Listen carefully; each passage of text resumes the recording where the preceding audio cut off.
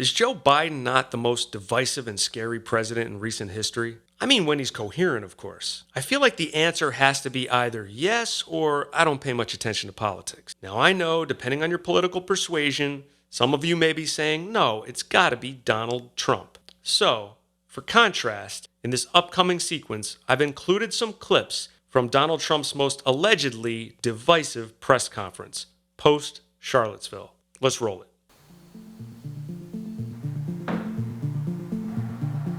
The most dangerous terrorist threat to our homeland is white supremacy. One of the top military people said to me in a secure meeting the other day, 60 million people died between 1900 and 1946. And since then, we established a liberal world order, and that hadn't happened in a long while. A lot of people died, but nowhere near the chaos. And now is a time when things are shifting. There's going to be a new world order out there, a new world order out there, a new world order out there. And without naming names, he reminded the predominantly black audience what his predecessor and current Republican challenger said following violence at a 2017 white supremacist rally in Charlottesville, Virginia. The famous quote, "There are very fine people on both sides."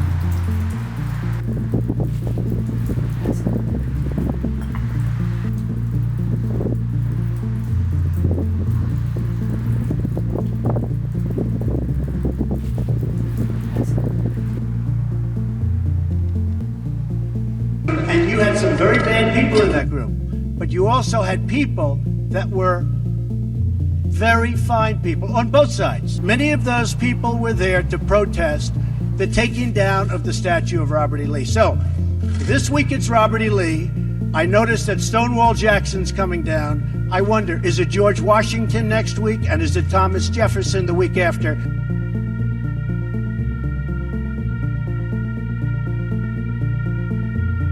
And I'm not talking about the neo-Nazis and the white nationalists, because they should be condemned totally. Our own intelligence agencies in the United States of America have determined that domestic terrorism, rooted in white supremacy, is the greatest terrorist threat to our homeland today. Thank you for addressing FBI malfeasance and allowing me to speak today. Aside from that point of gratitude, I'm sad, I'm disappointed, and I'm angry that I have to be here to testify about the weaponization of the FBI and DOJ. I believed our departures from case management rules established in the FBI's Domestic Investigations and Operations Guide could have undermined potentially righteous prosecutions and may have been part of an effort to inflate the FBI's statistics on domestic extremism. Instead, it appears that I was retaliated against because I forwarded information to my superiors and others that questioned the official narrative of the events of January 6th. But if you have a problem figuring out whether you're for me or Trump, then you ain't black.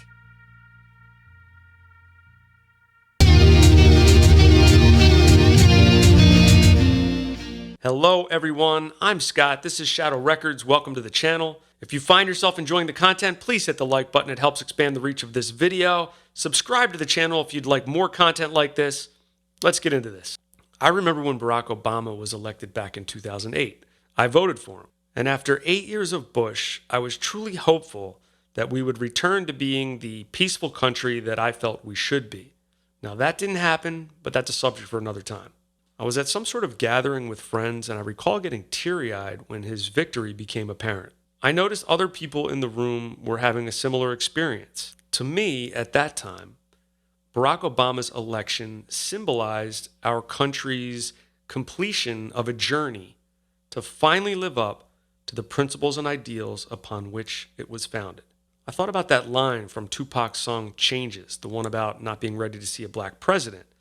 And although it was somewhat cynical, it seemed very reasonable at the time. But here we were, a 70% white country that had just elected our first black president.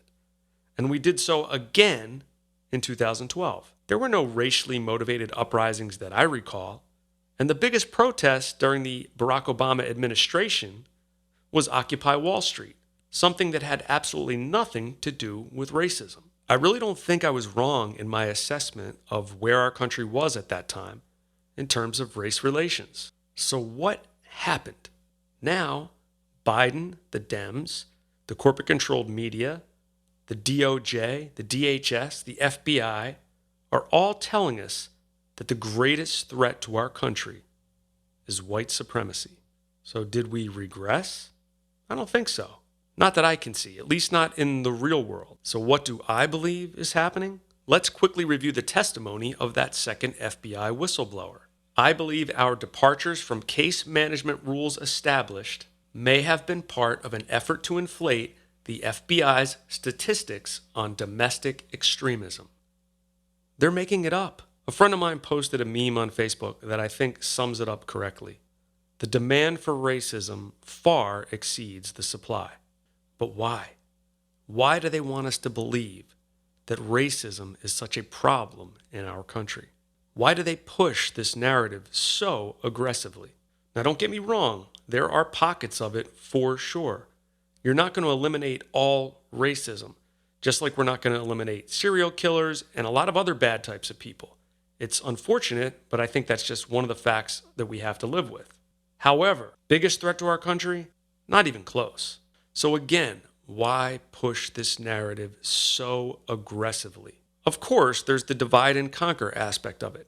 A population divided by superficial differences is easier to control than a population united by shared values. But I think there's more to it than that. It's become apparent to me that the reason racism has become such a desirable tool of the elite is that the vast majority of us detest it. That's right.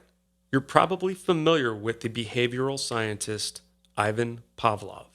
He did a famous experiment with dogs where he was able to get them to salivate upon hearing the ringing of a bell. He did this by repeatedly associating the bell with the presence of food. Eventually, Pavlov could ring the bell and the dogs would salivate even with no food present. The association of these two unrelated stimuli had successfully been made. If the powers that be could associate racism with something they want to quell, it could be a very powerful tool to manipulate society. And that's exactly what they're doing. What is that thing they want to quell?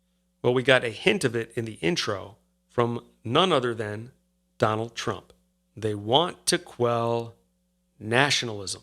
You saw the clip where Donald Trump says the neo-Nazis and white nationalists should be condemned. Now, neo-Nazis, I think we all get that. Makes a lot of sense. White nationalists, however, is very telling because there's nothing inherently white about nationalism. Nationalism is simply identifying with one's own country and wanting to put your country's interests first. But they want the public to associate nationalism with whiteness, which implies white racism. They also want to associate patriotism with racism. They want to associate the American flag with racism, the Constitution with racism, the love of freedom with racism, right? You kind of see where this is going, right? That just shows how effective this campaign has been. Even Trump is perpetuating the conditioning. I'm sure that's not intentional. It's very easy to fall victim to this psychological manipulation. I follow several YouTubers, black YouTubers, who I would consider, and I don't want to put words in their mouth, but I would consider as having nationalist tendencies. Officer Brandon Tatum, Anthony Brian Logan, the Black Conservative Perspective. But if a black person expresses nationalist ideas, such as Larry Elder did when he ran against California Governor Gavin Newsom, the media will label that person the black face of white supremacy. Of course, this completely defies logic, but they have to keep up the conditioning. Nationalism equals racism. Then there's the case of the Proud Boys. Yep, we're going there. Of course, Donald Trump is more divisive. He failed to condemn the Proud Boys. Everyone knows the Proud Boys are a white supremacist organization. Do we? Seemed like a reasonable statement until I found out that the leader of the Proud Boys is black. You can't make this stuff up. You just can't do it. From Axios.com, Proud Boys leader Enrique Tarrio found guilty of seditious conspiracy. And this image from The Root really cracked me up because of the caption at the bottom. White supremacist, Proud Boys Afro-Cuban leader. This, of course, piqued my curiosity. Do we really have yet another black white supremacist?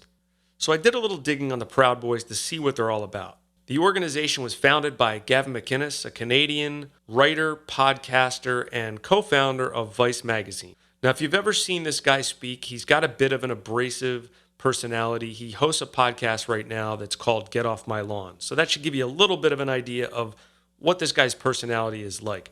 When he created the Proud Boys, it seems that there was a little bit of tongue-in-cheek to it at that time. Obviously, it's taken on a life of its own since then, so I did a little more research. I found this Proud Boys recruitment flyer in the Johns Hopkins University Library archives. Let's take a look. Core tenets: minimal government, maximum freedom, anti-racism. That's interesting. It seems odd that you would put anti-racism on a flyer to recruit white supremacists. Pro-free speech, venerating the housewife, reinstating a spirit of Western chauvinism. Chauvinism is basically excessive support for one's own cause or group. So Western chauvinist means we excessively support Western values. So what are Western values? Well, just to give you my impression of this poster, I'm thinking freedom, masculinity, rugged individualism, traditional family values, patriotism, that kind of thing. Now, I'm not here to defend the Proud Boys. I don't know much about them. I just started doing some research for this video. I think there's a lot there that people could complain about, but they definitely don't appear to be a white supremacist organization. Why is that important? It's important because it shows how blatantly the mainstream media and your politicians will lie to you. I believe this rampant racism is something that most of us only experience through the television, our opportunistic politicians, and power-hungry government agencies. It's shocking how effective it's actually been. Think about it. For half the country, the most egregious thing you can express is "Make America Great Again." How insane is that? You would think that the idea of making the nation you're a part of stronger would be something we could all agree on. But this stuff isn't supposed to make sense. Just like it makes no sense to salivate over the ringing of a bell. Now, if you're familiar with this channel, you probably know that I don't believe our elected officials are the top of the power food chain. There is a small group of global elite power players who use various mechanisms to manipulate world events, and that group no longer has a need for the United States to be a superpower. At one time, it was useful, as they could use the United States military to wage war all over the Middle East. However, now, the U.S. being a superpower is actually a hindrance to their plans. They want to transfer decision-making power away from the elected officials of nations to the unelected officials of global government agencies. Unelected officials appointed by them. Not just in the U.S., this is all over Europe. Now, is this a conspiracy theory? Come on. It's happening right before our very eyes. Out of control immigration all over the West, the United States, and Europe. You think that's an accident? That's to dilute nationalism. What do you think the World Health Organization Pandemic Accord is all about? That's about ceding power to a global government agency. Sure, we'll still have elected governments. They will simply defer to these global government agencies. The illusion of democracy will remain. They've suffered some major setbacks over the past few years. Brexit, for instance. Brexit was caused by the majority of UK citizens wanting to exit the European Union and focus on their own national agenda. Of course, their media, which is controlled by the same people who control our media, portrayed it as racist. Big surprise. Trump also promoted a nationalist agenda. Attain U.S. energy independence, improve our trade agreements, bring back American manufacturing. You saw how that went over. But here's the thing. As globalization continues to disappoint, these little nationalist movements are popping up all over the world. Something the global elite are desperate to crush. Now, some people might portray nationalism as selfish. There's a lot of countries out there who aren't as well off as the United States.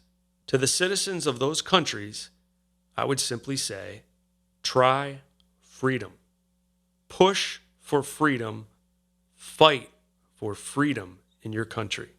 It is the single most important resource that has led to the prosperity that this country has enjoyed. That's how I see it, my friends. Please leave a comment. I'd love to know what you think. Like the video if you've enjoyed the content. Subscribe to the channel for more. Be the light that wrecks the shadows. See you soon.